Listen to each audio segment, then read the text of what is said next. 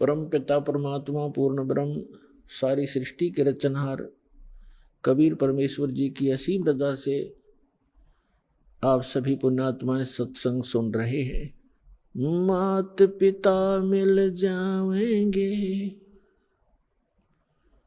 184 माही, सतगुरु सेवा और बंदगी ये फेर मिलन की नहीं। हमारे परम पिता कबीर भगवान ने आकर के इस सुती आत्मा को जगाया है जो काल की भांग पीकर नशे में अपना जीवन नाश कर रही थी। उसके लिए परमात्मा ने स्वयं आकर हमें ज्ञान दिया है कि जो आज आप इस परिवार के पोषण में और संपत्ति के संग्रह करने में अपना पूरा मनुष्य जीवन नाश कर जाते हो, मनुष्य जीवन का केवल इतना ही काम नहीं था। ये क्रियाएं जो आप करते हो पशु पक्षी भी यही करते हैं। फिर मानव शरीर के मिलने का उद्देश्य क्या था, आवश्यकता क्या थी, ये परमात्मा स्वयं आकर ज्ञान कराते हैं। और उस ज्ञान को आगे कुछ अज्ञान बना करके काल के दूत काल के संत प्रेरणा तो करते रहते हैं, लेकिन उनके पास समाधान नहीं होता। जिसके पास समाधान नहीं है वो ज्ञान भी व्यर्थ है। जैसे किसी को कोई रोग है, किसी ने बता भी दिया कि आपको अमोक रोग है, औषधि है नहीं और है तो वो डुप्लीकेट है, तो वो ज्ञान भी वो समाधान भी वो दोनों व्यर्थ हैं, यूजलेस हैं। ठीक इसी प्रकार तत्व ज्ञान के अभाव से जो भक्ति भी करते थे, मनुष्य जीवन का उद्देश्य भी जो संत बता दिया करते थे कि इसका आत्म कल्याण ही मनुष्य जीवन का उद्देश्य है, लेकिन उनके पास समाधान नहीं था। तो परमात्मा ने आकर के समाधान भी बताया है और ये तत्व ज्ञान भी बताया है। क्या बताया है परमात्मा ने कि मात पिता मिल जाएंगे इस 184 माह, जहां भी आपका जन्म होगा, पशु कुत्ते की योनि में जाओगे वहां भी माता पिता मिल जाएंगे, गधे की योनि में जाओगे वहां भी आपको माता पिता मिल जाएंगे, पक्षी बनोगे वहां भी माता पिता मिल जाएंगे, मनुष्य जन्म होगा वहां भी माता पिता मिल जाएंगे। मनुष्य शरीर के अतिरिक्त हमें परमात्मा नहीं मिल सकते, सतगुरु नहीं मिल सकते। इसलिए परमात्मा बताते हैं कि माता पिता मिल जाएंगे 184 माह और सतगुरु सेवा और या बंदगी भाई फेर मिलन की ना। मानुष जन्म पाया कर जो नहीं रट हरि नाम, जैसे कुआ जल बिना फिर बनवाया क्या काम। जिस कूप में, जिस कुएं के अंदर जल नहीं है, ऊपर से उसकी कितनी अच्छी चित्रकारी है और कितना चाहे पक्का स्ट्रक्चर है, यूजलेस है वो, उसका कोई लाभ नहीं, उसमें जल नहीं है। तो इसी प्रकार जो मनुष्य जीवन प्राप्त प्राणी कितना ही उच्च पोस्ट प्राप्त है, कितना ही उसका सुंदर शरीर है, यदि उसमें भक्ति नहीं, सत्य भक्ति नहीं है, तो ऐसा है जैसे जल रहित कूप होता है। मानुष जन्म पाय कर जो नहीं रटे हरि नाम, जैसे कुआ जल बिना बनवाया क्या काम। मानुष जन्म दुर्लभ है ये मिले न बारंबार, जैसे तरवर से पत्ता टूट गिरे वो बोर न लगता डर। इसके लिए परमात्मा हमें याद दिलाते हैं आपके पास मानव शरीर भी है और आपको सतगुरु भी मिल गए हैं। तो फिर क्या बताते हैं कि समझा है तो सिर धर पाओ, बहुर नहीं रे ऐसा दाव। फिर परमात्मा हमें याद दिलाते हैं कि राम नाम रटते रहो जब तक घट में प्राण, कभू तो दीन दयाल के है भनक पड़ेगी कान। आज कहे मैं काल भजूं और काल कहे फिर काल, आज काल के करते ही तेरा समय जावेगा चाल। आज कला लीजियो कल किसको होई, यो तन मट्टी में मिले है जाने सब कोई। काल करे सो आज करे, आज करे सो अब, पल में प्रलय हो जागी भाई फिर करोगे कब। आज कला लीजियो कल किसको होई, ये तन मट्टी में मिले है जाने सब कोई। लखी करोड़ी चले गए बहु जोड़े खजाना, जातन चंदन लेपते सो धरे मसाना। अस्थि घोड़े पाल की दल बल बहु साजा, वो 1.25 लाख संगी गए वो रावण से राजा। लखी करोड़ी चले गए बहु जोड़े खजाना, जातन चंदन लेपते सो धरे मसाना। अस्थि घोड़े पाल की दुलबुल बहु साजा, 1.25 लाख संगी गए वो रावण से राजा। कुंभकर्ण से वीर छे वो लंका छत्रधारी, बिना नाम वंश डूबेगा न्यो समझावे नारी। विभीषण पद भेद दिया वो निर्गुण निर्वाणा, रावण दुई बिसार रे तज गर्भ गुमान। बड़चक विकाल चक्कर पड़े जिन नाम बिसारा, कंस के सी चाणोर से धर बाल पछारा। हिरणा कुछ समझा नहीं प्रहलाद पढ़ावे, उदर विनाशा आण के तब कौन छुटावे। जरासंध से मारिया और सहसरा बाहु, ग्रह से गज छुटाई या निज नाम है साहू।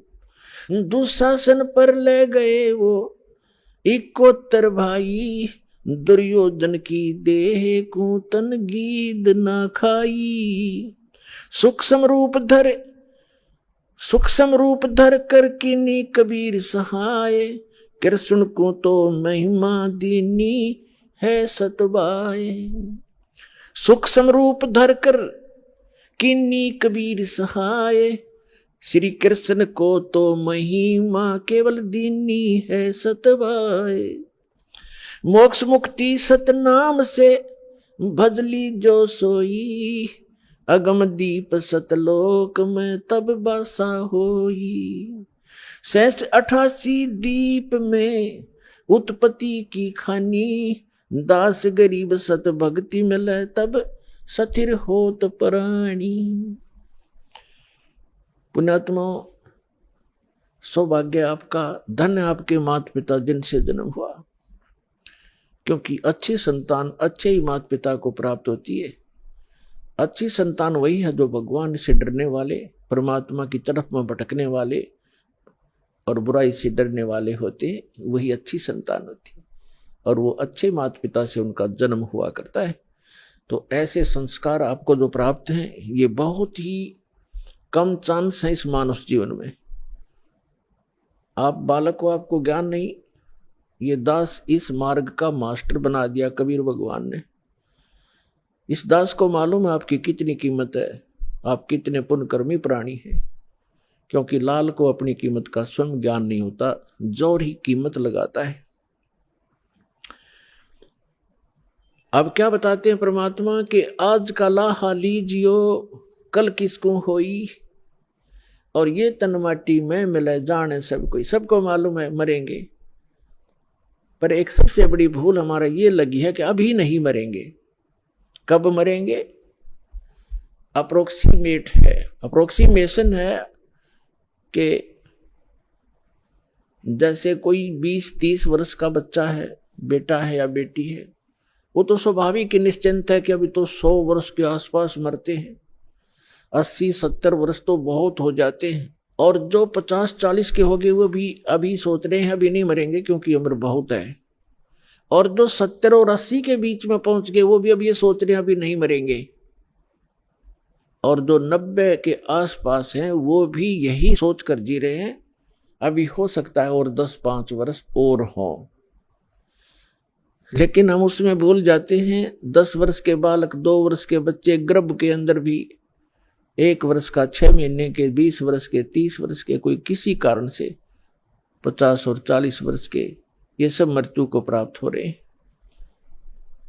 तो इसलिए परमात्मा याद दिलाते हैं कि आज का लाहा लीजियो कल किसको होई। जो अपना धन इकट्ठा कर लोगे, भक्ति कर लोगे, दान धर्म कर लोगे, वो आपका होगा। बाकी ये रेस्टोरेंट है, आपने सब कुछ बना बनू कर यहीं छोड़ जाना, आप साथ नहीं ले जा सकते। तो क्या ले जाना है हमने? जैसे हम विदेश गए हैं, स्वदेश आना है, तो हम विदेश की करेंसी यहां ले भी आएंगे तो वो काम नहीं करेगी, उसको हमने चेंज कराना पड़ेगा। उस करेंसी को हमने अपने स्वदेश वाली करेंसी में चेंज कराना पड़ेगा, तब वो हमारा काम आओगी ना। तो कागज है, एक नए पैसे का भी नहीं है। इसलिए हम यहां विदेश में रह रहे हैं। ये पृथ्वी एक विदेश है, काल का लोक ये विदेश है, पृथ्वी उसका एक शहर समझो, 21 ब्रह्मांड है उसका पूरा राज्य साम्राज्य है। हम सतलोक से यहाँ आ गए हैं, वापस जाने की अब तैयारी कर रहे हैं, तो हम यहाँ की कोई वस्तु नहीं ले जा सकते। इसके लिए हमने करेंसी चेंज करानी पड़ेगी। वो करेंसी कैसे चेंज होएगी? जैसे आप दान करोगे, वो दान फिर पैसा जो है वो दान में बदल जाएगा, और दान से फिर धर्म बनेगा, और धर्म बनकर आपकी किस्मत में लिखा जाएगा। उतना ही अकाउंट आपको उस विदेश में, अपने स्वदेश में मिलेगा। ये आपकी करेंसी चेंज करानी है। तो इसको जितना आप करा पाओगे वो आपका, और जो करेंसी चेंज नहीं करा पाए वो इस काल की यहीं छोड़ के आनी पड़ेगी आपको। इसके लिए क्या बताते हैं? लखी करोड़ी चले गए बहु जोड़ खजाना, और जातन चंदन लेपते सो धरे मसाना। राजा लोग, सेठ लोग, साहूकार होते थे। जितना व्यक्ति धनी हो जाएगा उतना ही वो कृत घनी बन जाता है। ये माया का गुण है। राजा लोग क्या करते थे? सारे शरीर पर, जैसे आजकल तो एसी चल पड़े, कूलर कालर हो गए, राजा लोग क्या करते थे? चंदन को घिसवाते, नौकर चंदन घिसा करते थे, और गर्मियों के दिन में सारे शरीर पर चंदन लगा लिया करते थे, और शीतलता प्राप्त करते थे उससे। चंदन की लकड़ी का बुरादा, चंदन जो है बहुत शीतल होता, ठंडा तासीर होती है। इसी प्रकार सेठ और साहूकार। तो परमात्मा कहते हैं जातन चंदन लेपते, जिसके शरीर पर चंदन लेपन होता था और भक्ति करी नहीं, बकवाद करके जीवन नाश कर गए, पिछले जन्म के पुण्य कर्मों को पूर्व जन्म की बैटरी से राजा बन गए। जब तक पूर्व जन्म के पुण्य चलते हैं ये राजा राज्य भोगता है, धनी अपना धन का सुख लेता है, और यदि भविष्य की भक्ति ठीक ना बनी, शास्त्र अनुकूल साधना नहीं हुई, चार्जर नहीं लगा, तो पूर्व जन्म की बैटरी जिस दिन डिस्चार्ज होएगी, यानी पूर्व जन्म के पुण्य आपके जिस दिन समाप्त हो जाएंगे, उस दिन अचानक कैर टूटने शुरू हो जाएंगे, जैसे राजा लोगों का इतिहास देख लो आप, पिछला पुराना इतिहास हम पढ़ा करते थे। कोई राजा 5 वर्ष राज्य किया, किसी ने 10 वर्ष किया, किसी ने 12 वर्ष किया। और जब कर्म बिगड़ते ही इंसान के, कोई ना कोई काल प्रेरणा से दूसरा राजा आके उस पर आक्रमण कर देता है, उसकी नींद हराम हो जाती है, मारा जाता है, लुट जाता है, बच जाता, जंगलों में धक्के खाता है, तो वह बैटरी उसकी समाप्त होगी और मृत्यु के उपरांत राजा गधे की योनि में जाता है। तो यहां परमात्मा कहते हैं अगम निगम को खोज ले, बुद्धि विवेक विचार, उदय अस्त का राज मिले, तो बिन नाम बेगार। कितना सटीक उदाहरण दिया है परमात्मा ने कि जरा सा बुद्धि से काम ले मानो, अगम निगम को खोज ले, अपने भविष्य को विचार कर, और बुद्धि विवेक विचार, उदय अस्त का राज मिले, तो वे नाम बेगार। यदि पृथ्वी पति बन जावे, उदय यानी जहां से सूर्य उदय होता है और अस्त होता है, अर्थात पूरी पृथ्वी पर जिसका शासन हो, उसको उदय अस्त का राजा कहते हैं। उदय अस्त का राज्य मिले तो बिन नाम बेगार। अब बेगार तो अब शायद किसी बच्चों को ना याद हो, डिफाइन करना पड़ेगा उसको। पहले सन 60 के बाद 66-67 में 68 के अंदर हरियाणा में प्रांत अलग हो गया था, इसमें इतना विकास नहीं था, सड़कें बन गई। फिर ये 3 व्हीलर चला करते थे पेट्रोल के, ये बड़े बड़े जिनको 3 पहियों वाले 3 व्हीलर के बड़े वाले, और वो गांव से शहर में जाया करते थे। हमारे गांव से 2 3 व्हीलर चला करते थे। एक दिन नहीं आया तो दूसरे ने पूछा कि कल क्या बात होगी, कुशल तो है, आए नहीं। तो उसने कहा कि कल मैं बेगार में फंस गया था। बेगार क्या होती थी? पहले पुलिस वालों के पास ये अपने सरकारी व्हीकल नहीं होते थे, जीप वगैरह, ये ऐसे ही किसी की जीप पकड़ लेते, एक दिन किसी का 3 व्हीलर पकड़ लेते, कोई 4 व्हीलर जबरदस्ती ले लेते, और उसको सारा दिन अपना जो भी उनके काम होते 10-5 गांवों में, कितना रेड मारनी होती, कितना शराब पकड़नी होती, कोई चोर पकड़ना होता या क्रिमिनल आदमी पकड़ने होते, तो उनको ले जाते थे। वो पेट्रोल भी अपने पल्ले से डाला करता व्हीकल वाला, और सारा दिन उसका पहिया नहीं टेकने देते। आम व्यक्ति को तो ऐसे लगे जैसे बड़ी स्पीड से जा रहा है, कोई अच्छी कमाई कर रहा होगा वो 3 व्हीलर वाला, और वो फंस रहा था बेगार में। तो वो बता रहा था कि कल मैं 200 रुपये अपने घर से लगा कर आया हूं, यानी उस समय के 200 रुपये आज के 20,000 भी मेरे ख्याल में कम होंगे। कहता 200 रुपये का पेट्रोल अपने पल्ले से लगाया, सारे सुबह ले गए मुझे पकड़कर 6 बजे, रात के 11-12 बजे छोड़ा मुझे। 200 रुपये का तेल लग गया और पल्ले से रोटी खानी थी। तो कल मैं बेगार में फंस गया। अब क्या था कि सारा दिन वो चलता तो खूब दिखाई दिया, पहिया टेका नहीं, बहुत स्पीड, इधर चल उधर चल, और इनकम 1 नए पैसे की नहीं थी, खर्चा सारा का सारा था। इसको कहते हैं बेगार। तो जो राजा लोग या सेठ या अन्य कोई भी व्यक्ति समझो, अब जब राजा को ही इसलिए लिया जाता है, बाकी अन्य नागरिक तो अपने आप अपने औकात से परिचित हो जाते हैं। जब राजा भी जो भक्ति नहीं करता, वो भी बिगाड़ कर रहा है, तो आम व्यक्ति भी उससे अपनी तुलना कर सकता है कि जो भक्ति नहीं करता और केवल माया जोड़न में लाग रहा है, तो वो राजा पूर्व जन्म की जो पुण्य कर्मों की कमाई थी, उसके आधार से, उस पूंजी से उसके खूब ठाठ बाट दिखाई देते हैं, जय जयकार हो रही है, जहां जाते हैं माला डालने वाले और जयकार करने वाले हैं, बैंड बाजा बजाने वाले खूब हैं उसके आगे पीछे। और वो भोली आत्मा अपने पूर्व जन्म की वो बैटरी को, अपने पूर्व जन्म की कमाई को समाप्त कर रहा है। आगे चार्जर है नहीं, यानी भविष्य की भक्ति वो कर नहीं रहा, तो वो राजा बेगार कर रहा, बेगार अपनी पूंजी को नाश कर रहा है और पल की चैन नहीं। तो यहां गरीबदास साहिब जी परमात्मा से प्राप्त ज्ञान के आधार से कहते हैं, अगम निगम को खोज ले, बुद्धि विवेक विचार, उदय अस्त का राज मिले, तो बिन नाम बेगार। पुण्यात्माओं, कलेजा हिल जाए इंसान का, जरा सा सोधी में हो, जरा सा भी विवेक रखता हो। हमारी बुद्धि पर पत्थर पड़ चुके हैं। हम पूर्ण रूप से कितने विद्वान पाक रहे हो, चाहे इंजीनियर बन गए हैं, चाहे हम डॉक्टर बन गए, और चाहे प्रधानमंत्री बन गए, हम भक्ति मार्ग में शून्य है। अध्यात्म मार्ग हमारा शून्य है। और किसी की पूर्व जन्म की प्रेरणा से वो की ट्राई भी कर रहा है, तो वो केवल डले ढो रहा है शास्त्र विरुद्ध साधना करके। तो सौभाग्य आपका, आपको ज्ञान सुनने को मिला।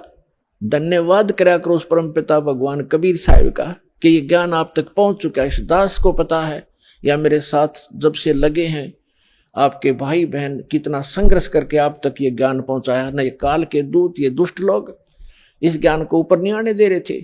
600 वर्ष पहले परमात्मा आकर चले गए, क्योंकि अशिक्षित थे हमारे पूर्वज, और इन दुष्ट लोगों ने हमारे तक वो परमात्मा का ज्ञान नहीं आने दिया। ये कहकर के कबीर तो अशिक्षित है, ये ब्रह्मा विष्णु महेश की निंदा करता है, ये देवताओं की निंदा करता है, इसको मारो पत्थर, इसको भगा दो। और जब से इस दास पर दया हुई परमात्मा की, दास की नींद खुली और ये तत्व ज्ञान हुआ, उसी दिन से बेचैनी बन गई। जिसको समझाऊं उल्टा पड़े। कबीर साहब कहते हैं, साच कहूं जग मारन आवे, और झूठ कही ना जाइयो, और साच न पूरा पावते, झूठों जगपति आइयो। तो पुण्यात्मा, सन 1994 में परम पूज्य मेरे गुरुदेव जी ने नाम देने का आदेश दिया था। उस दिन से आज तक ये दास जानता है कि कितने संघर्ष करके आप तक परमात्मा का यू ज्ञान पहुंचा पाया हूं।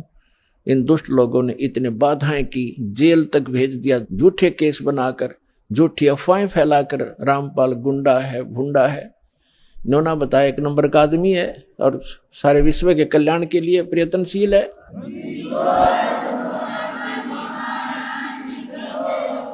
तो पुण्यात्माओं, आप सभी का कर्तव्य बनता है अपने बहन भाइयों तक ये ज्ञान पहुंचाने का। इस मार्ग के अंदर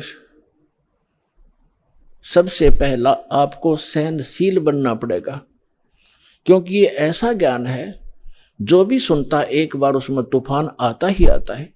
जैसे आप अपने छोटे भाई बहन को या बच्चे को कोई मेडिसिन खिलाते हो और उसकी जीभ पर रखते वो थूक भी देता है और रोता भी है, और अपने माता पिता के कपड़े भी पकड़ देता है, मेरा मुंह खराब हो गया, कोई बात नहीं, प्यार से, वो अपना ही तो है। जो ऐसा कुछ कर रहा विरोध, वो अपना ही था, उसी के प्रयत्न कर रहे हैं, उसी के लिए आप, उनकी जीवन रक्षा के लिए।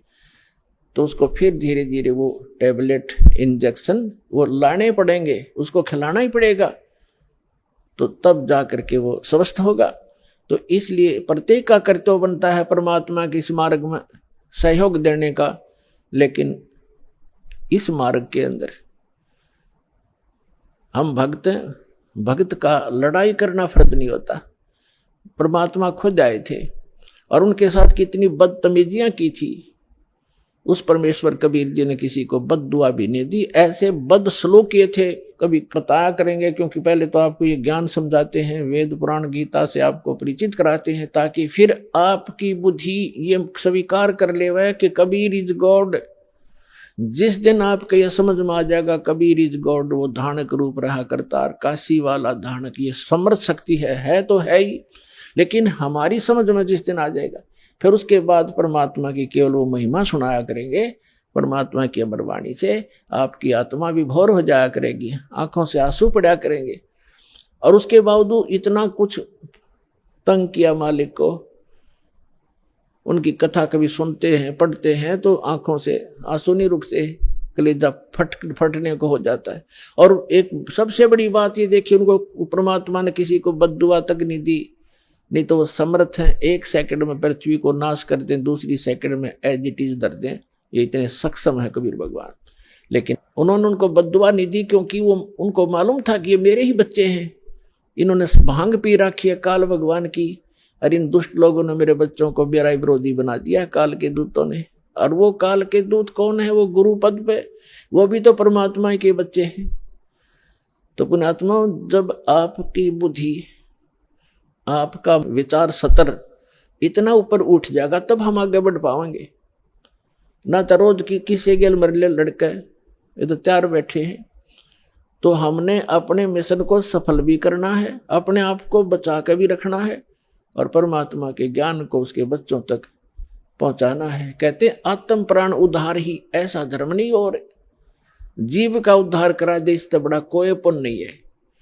देखो, पुण्य तो वो भी है जैसे पक्षियों को दाने डाल दिए, कोई गौशाला धर्मशाला बनवा दी, कोई कुआं खुदवा दिया है, कोई बाग बगीचे लगा दिए, कोई भंडारे कर दिए, वो तो अच्छी बात है, कर दिए। और जैसे आज तो आपने पक्षियों को दाने डाल दिए, और वो पक्षी अगले जन्म में बन गया सूअर, फिर क्या डालेंगे? आज तो हमने उस पशु के लिए गौशाला बनवा दी, गऊ है, और अगले जन्म में वो सूअर बन गई, सूअरी बन गई, फिर क्या क्या सेवा करेंगे इसकी? तो उसका एक तरीका बताया कि जो मानव शरीरधारी प्राणी है, इसमें उद्धार हो जाएगा इनका। इस परमात्मा की शरण माने से, कबीर भगवान की शरण माने से या सद्भक्ति करने से उस आत्मा का फिर उद्धार हो जाएगा। वो ना गधा बने, ना पशु बने, ना सूअर बने, और फिर सतलोक चली जाएगी। अब कितना झंझट मिट गया। अब कहते हैं सतगुरु के उपदेश का लाया एक विचार, जय सतगुरु मिलते नहीं ही जाते नरक द्वार। नरक द्वार में दूत सब करते खेचा ताण, उनसे कभू ना छूटता फिर फिरता चारों खान। चार खानी में भ्रमता कभू न लगता पार, सो फेरा सब मिट गया हमारे सतगुरु के उपकार। क्या बताना चाहते हैं कि एक जीव को, एक मानव शरीरधारी प्राणी को और परमात्मा की शरण में ला देने से, ये सतभक्ति प्राप्त करवा देने से उस लाने वाले को इतना पुण्य होगा जैसे करोड़ गौओं को कसाई से कटने से बचा कर और चरागाह में छोड़ देने का होता है। इतना पुण्य उस मार्गदर्शक को होगा जो सतलोक आश्रम बरवाला का राह बता देगा, यहाँ का ज्ञान सुना देगा, उस जीव को यहाँ नाम दिला देगा।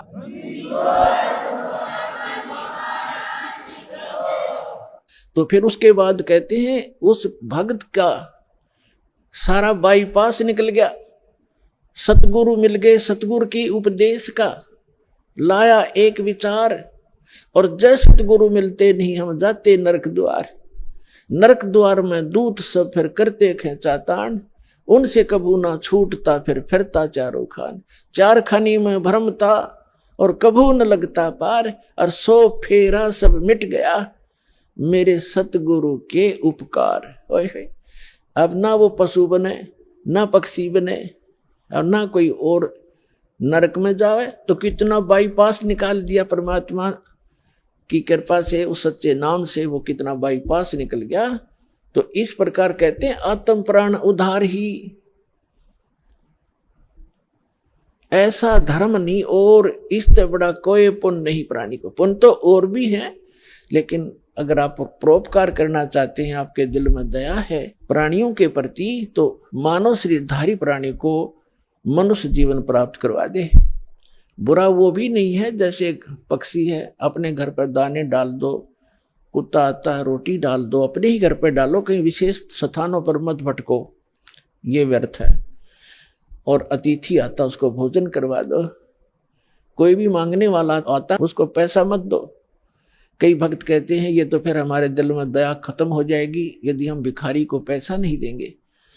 परमात्मा कहते हैं दया का प्रयोग भी विधिवत करने से ही लाभ होगा, अन्यथा वो आपका भी भक्ति नाशक और दूसरे का भी हानिकारक, दूसरे को भी हानि कर देगा। जैसे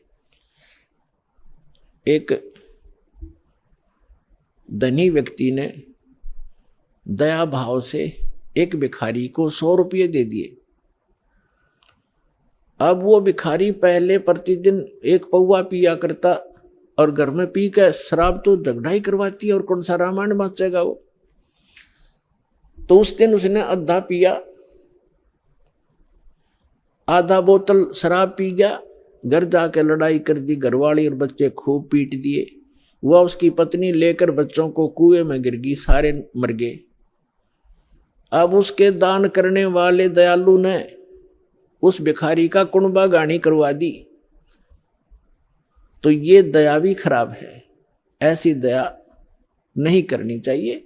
भिखारी को रोटी खिला दे, अगर भिखारी रोटी खा ले भाई, कपड़ा नहीं है तो कपड़ा सिलवा दे उसको, बिना सिलाया नहीं दे जाते बेचेगा और गुटी लाओगा। एक भगत कह रहा था कि एक दिन मैं पार्क में घूमने चला गया और वहां 2 बाबा जी बैठे, नकली 2 या 3 जैसे थे वह। तो वो मांग मूंग के लाए, इकट्ठे पैसे करा करते शाम ने। उस दिन उनके पास सारा कुल मिलाकर 20 से 25 रुपए बने। तो वो कहने लगे भाई इसमें तो कुछ भी ना आवे, एक का भी काम ना चाले शराब पीने का। तो उन्होंने बोला भाई ठीक है तुम टाल कर दो, मैं अकेला पी लूंगा। वो लेकर एक बाज गया 25 रुपया ने। उसने अकेले ने काम चलाया उस दिन, तुम्हारे लिए कल दे दूंगा फिर मैं इकट्ठे करके। तो बता, इन इसे दुष्टों को दान करके तुम अपना पुण्य चाहते हो, अपना कल्याण चाहते हो? तो दान भी कहते हैं गुरु बिन माला फेरते, गुरु बिन देते दान, गुरु बिन दोनों निष्फल हैं, चाहे पूछो वेद पुराण। तो गुरु के अतिरिक्त दिया हुआ आपका दान भी व्यर्थ ही रहेगा। अगम निगम को खोज ले, बुद्धि विवेक विचार, उदय अस्त का राज मिले तो वे नाम बेगार। परमात्मा ने आपके ऊपर मेहर की है पुण्यात्माओं। मनुष्य शरीर ऐसे समय में अब परमात्मा ने बैन उठा रखा है कि जो भी सतनाम को और इस हारनाम को प्राप्त कर लेगा, आजीवन मर्यादा में रहेगा, गुरु वचन पर चलेगा, वो सभी सतलोक चले जाएंगे, जहां जाने के बाद साधक फिर लौटकर कभी संसार में नहीं आते।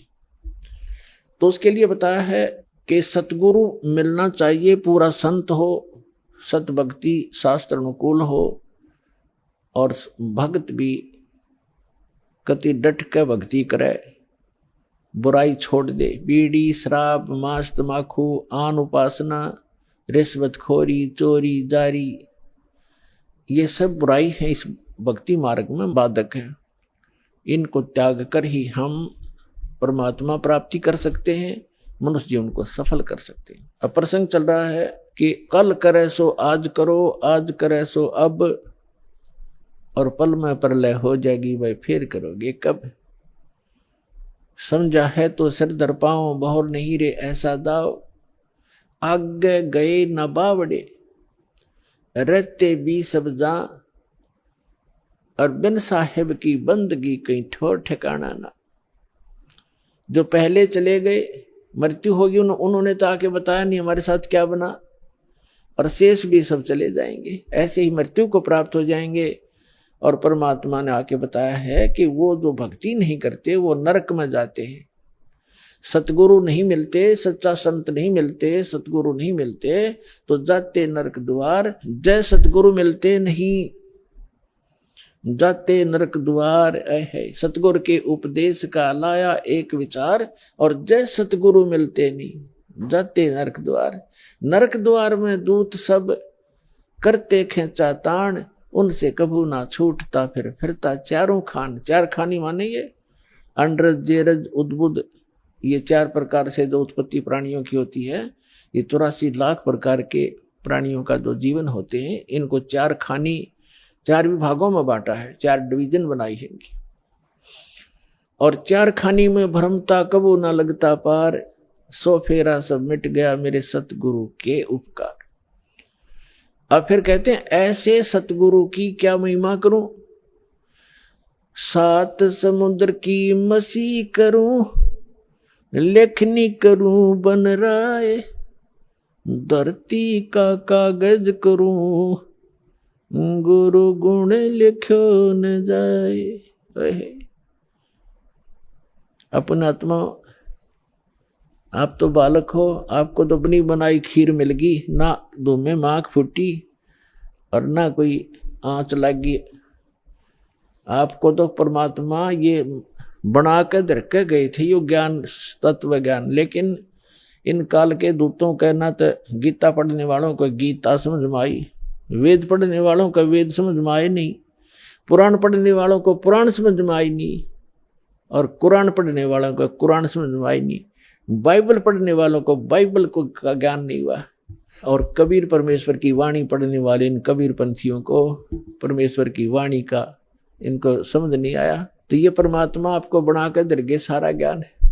वो कहते हैं गुड बेटर बेस्ट, आप वो बेस्ट क्वालिटी की आत्मा हो परमात्मा की, जिनको सतलोक आश्रम बरवाला में ये सतनाम और सारनाम प्राप्त हो रहा है। तो आपके लिए सारा प्रयत्न हो रहा है। अपना आत्मा बैड होता है, बैड तो बैड से गुड भी बन सकता है। जैसे चोर चोरी करता था, यो ज्ञान हुआ, चोरी छोड़ दी, भगत बन गया। शराबी शराब पीता था, शराबी कहलाता था, शराब छोड़ दी, भक्ति करने लग गया, भगत कहा आया। तो इसी प्रकार हम बैड से गुड बन जाएंगे, गुड से फिर बेटर बनेंगे, फिर बेस्ट बन जाएंगे। तो बेस्ट बनने के बाद हम सतलोक जाएंगे।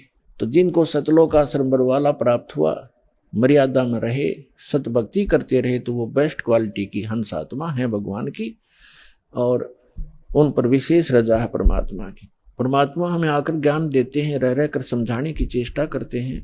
सात समुद्र की मसी करूं और लेखनी करूं बन राय।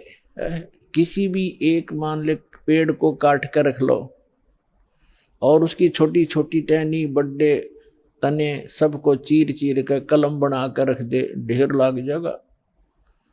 और परमात्मा कहते उस एक पेड़ की सब कलमों को लिखना शुरू कर दे। धरती जितना बड़ा कागज हो, सात समुद्रों जैसी इंक हो, स्याही हो, तो कहती ये सब लिखते लिखते कलम घिस जा, सात समुद्र की इंक भी समाप्त हो जावे। ऐसे सतगुरु के गुण लिखे नहीं जा सकते। अब क्या लिखोगे? एक कुत्ते का जीवन लो, उस कुत्ते के जीवन में क्या क्या कष्ट उसको होते हैं।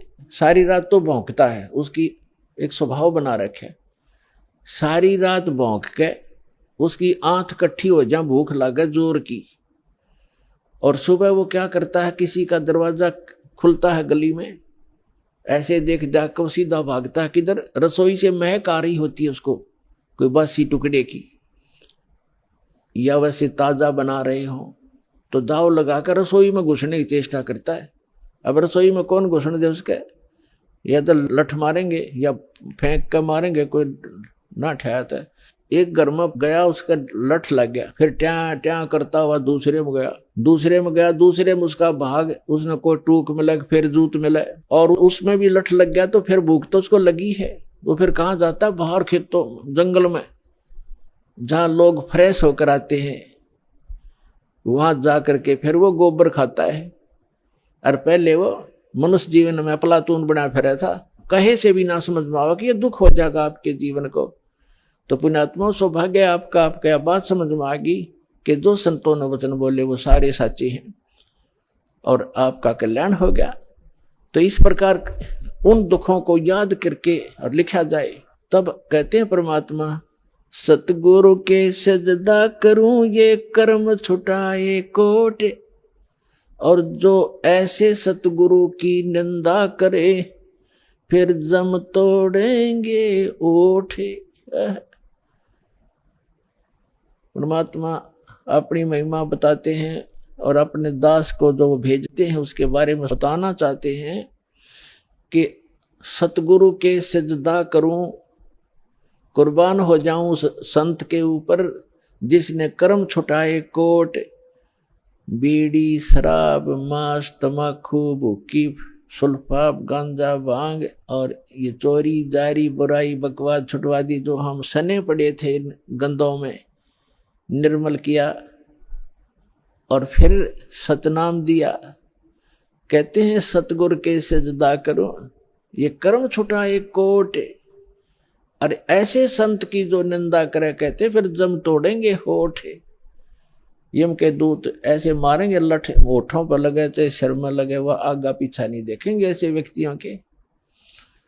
तो यहां परमात्मा कहते हैं गुरु मानुष कर जानते, ऐसे संत को कहते हैं मानुष मत गिनना।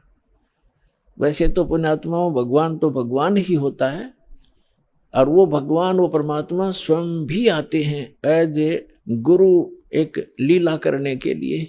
और जब वो स्वयं आए थे उसमें हम यही मार खा गए थे ना। 64 लाख से सोना एक गरीब आदमी का, एक झोपड़ी में बैठ कर कपड़ा बुनने वाले व्यक्ति के 64 लाख सेस हो जाना, ये एक अजूबा है जैसे हमारी बुद्धि काम करती होता है।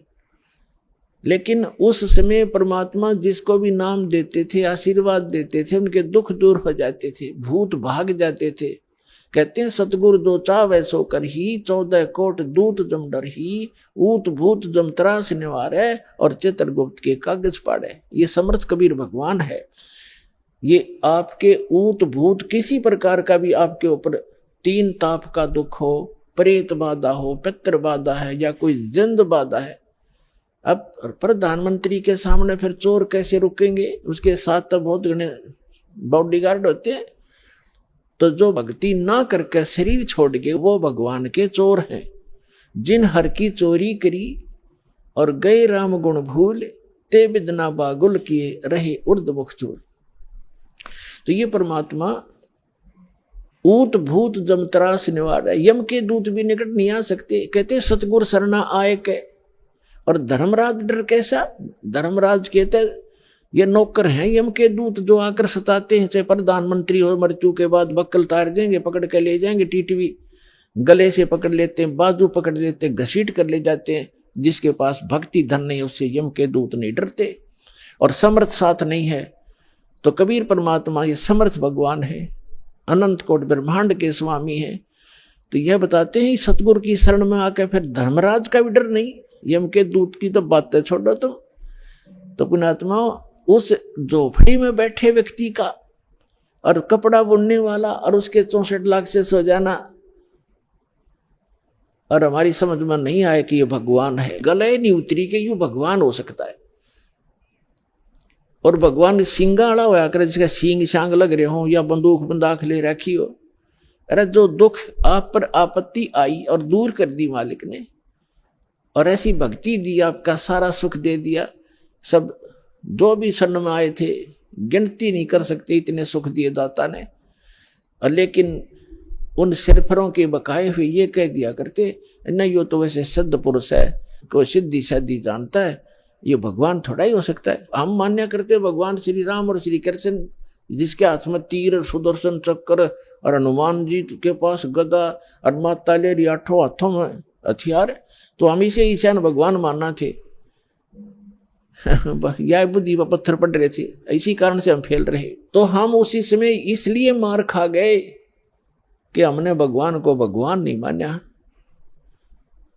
तो परमात्मा एक वाणी लिख कर गए हैं कि गुरु गोविंद कर जानियो, रहियो शब्द समाए, मिले जब दंडवत बंदगी, नहीं पल पल ध्यान लगावे। गुरु जी को गोविंद कर मानना, भगवान मानकर उसके साथ व्यवहार करना, ट्रीट करना। गुरु गोविंद कर जानियो और चलियो आज्ञा माँ, मिले तो दंडवत बंदगी, नहीं तो पल पल ध्यान लगा। जब भी आपको मिले दंडवत प्रणाम करें। और गुरु जी को परमात्मा मानना, वो खुद तो भगवान थे ही, लेकिन अब अपने दास को भेजा है परमात्मा ने, तो इसलिए कि आपका जो भाव है वो बना रहेगा। जैसे गणित के अंदर एक प्रश्न आता था ब्याज का, ऋण का, तो उसमें मूलधन ज्ञात करना होता था। मूलधन तो होता था वो करोड़ों और अरबों रुपए का। उस करोड़ों और अरबों रुपए के मूलधन को प्राप्त करने के लिए मानना पड़ता है, मान लीजिए मूलधन 100 रुपये, वो 100 रुपये मूलधन नहीं है, लेकिन वो सपोज करना पड़ेगा उस प्रॉब्लम को सोल्व करने के लिए।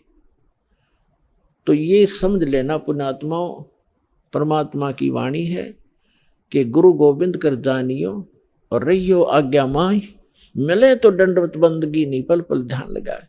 अब जैसे आप यहां से जाओगे शरीर छोड़ के, ये तो छूटेगा, आपको मालूम है सबको। हम चाहते तो नहीं है कभी मृत्यु हो, लेकिन यह तो होगी वो माल्य के आधार पे है। अब तो आप भक्त हो गए, आपकी मृत्यु तो भगवान कबीर साहब के हाथ में है। आप कहोगे तब होगी, कई बार कह लोगे जब होगी। अब काल नहीं मार सकता आपको, अकाल मृत्यु नहीं मर सकते आप, अगर नियम ठीक रखोगे।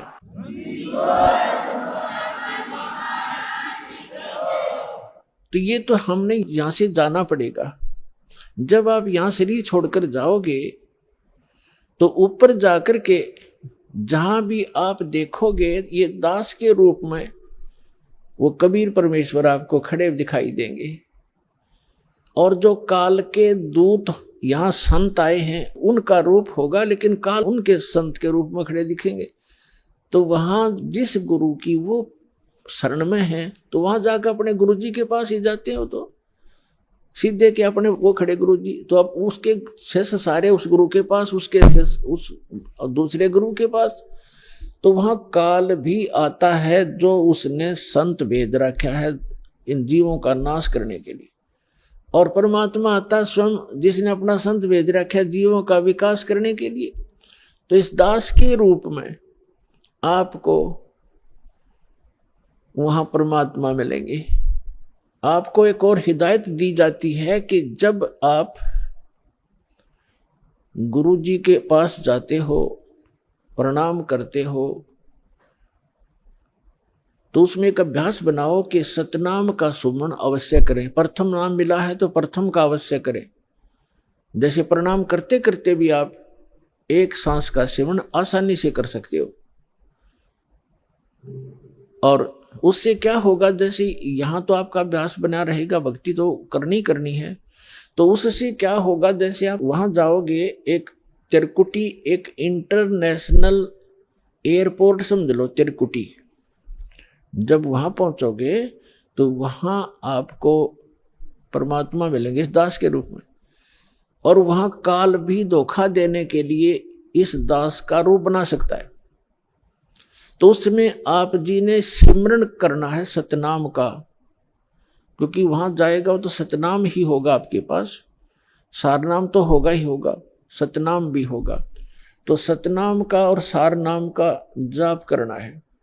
तो सतनाम का जाप करने मात्र से, और प्रथम मंत्र भी अगर प्राप्त है, इसमें प्रथम और लास्ट 2 मंत्र हैं इस 7 मंत्रों में, तो ये दोनों मंत्र भी गजब के मंत्र हैं।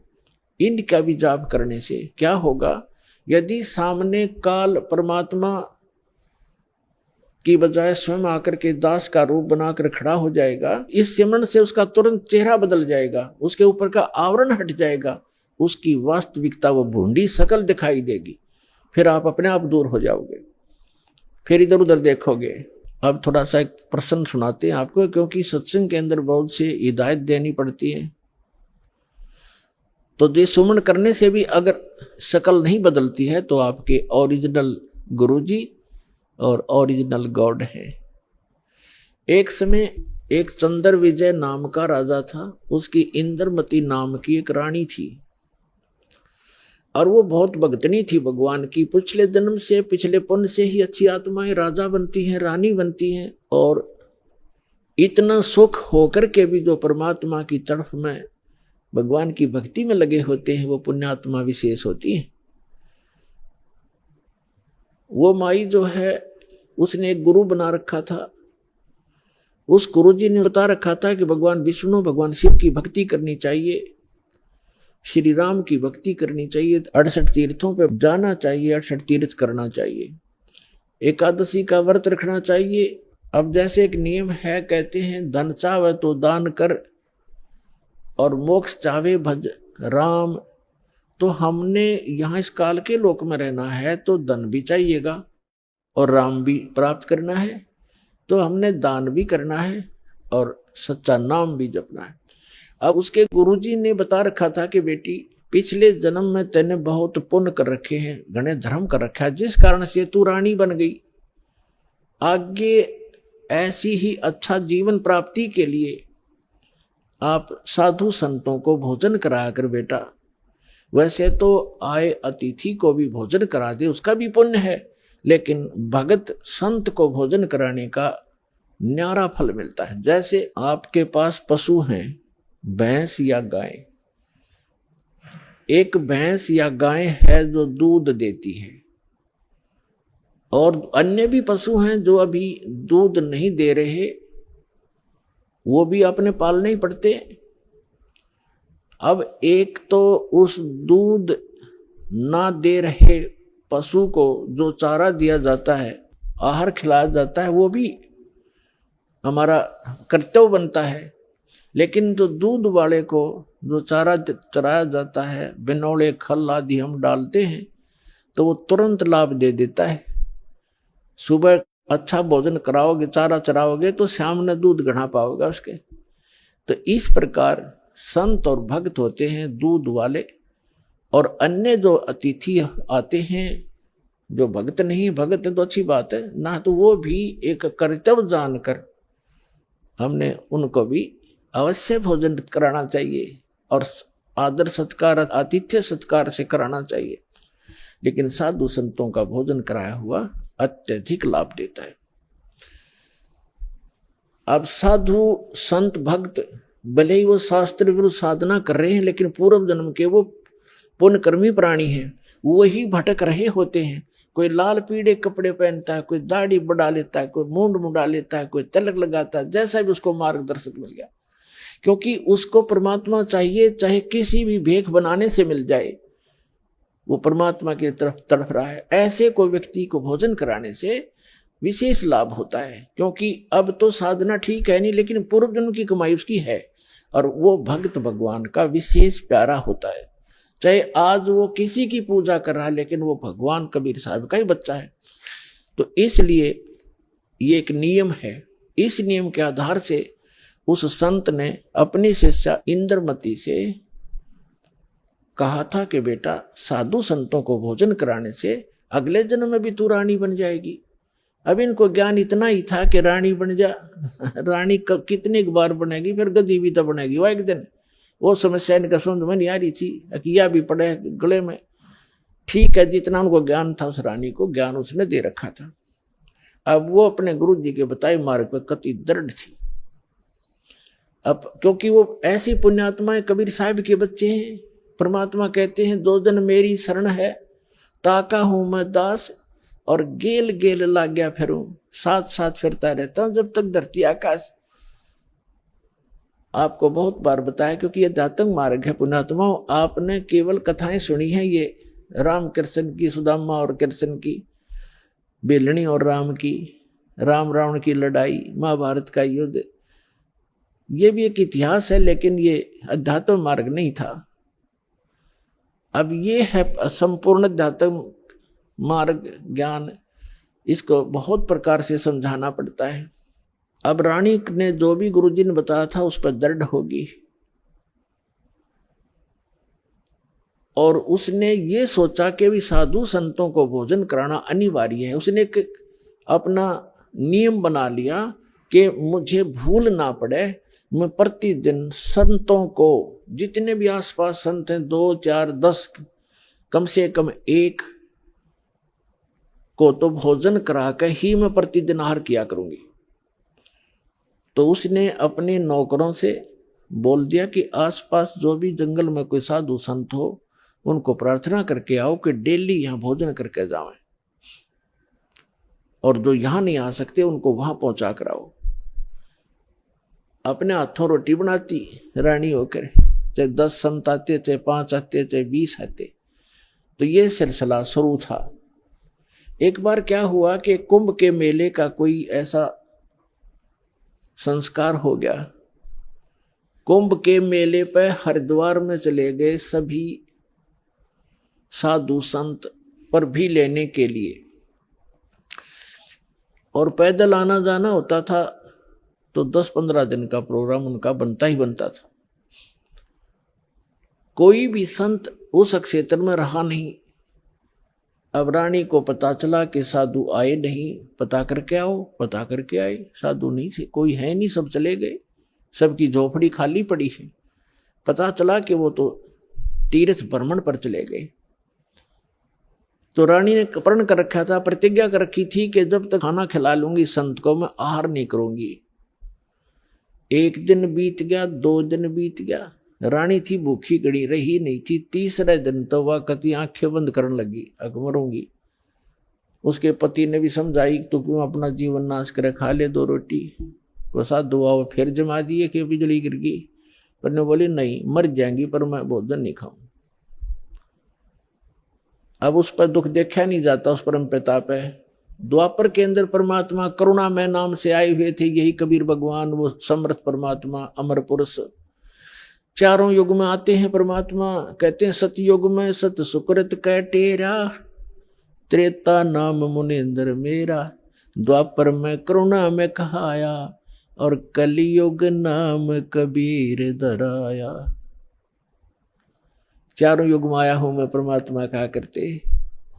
तो द्वापर में वो करुणा में नाम से आए हुए थे। अब उसने देखा या मरेगी बोली भगतनी, एक साधु रूप बना के परमात्मा वहां दूर सी आते दिखाई दिए, राजा के महल की तरफ ही।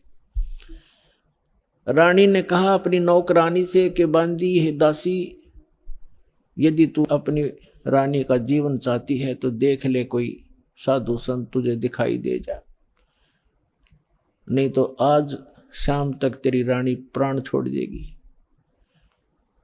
अब वो दासी दुखी होकर के ऊपर चढ़ गई महल की अटारी पर, और वो कहाँ देखा बेचारी, उसने क्या देखा कि सामने एक संत रूप में, सफेद कपड़े, दाढ़ी बड़ी हुई, सिर पे छोटे छोटे बाल हैं, आ रहा है एक सिंपल सा साधु, गले में माला टांग रखी। दाता ने थोड़ा ईसा दिखाया, जानू महात्मा सा भी जच्चे ना, तो हम महात्मा उनको मानते हैं जिनकी दाढ़ी बढ़ रही हो, लंबे लंबे बाल हो, तिलक ला रखा हो, 5-4 माला डाल रखी हो, बिंदी बैंदी टिक्की ला रखी हो। तो परमात्मा ने इसीलिए वो थोड़ा सा वेशभूषा सी बना रखी थी। वो नौकरानी स्पीड तक नीचे आई और रानी से कहा कि एक महात्मा सा नजर आवा है, कपड़े तो लाल हैं नहीं पर शकल साधु जैसी लगती है।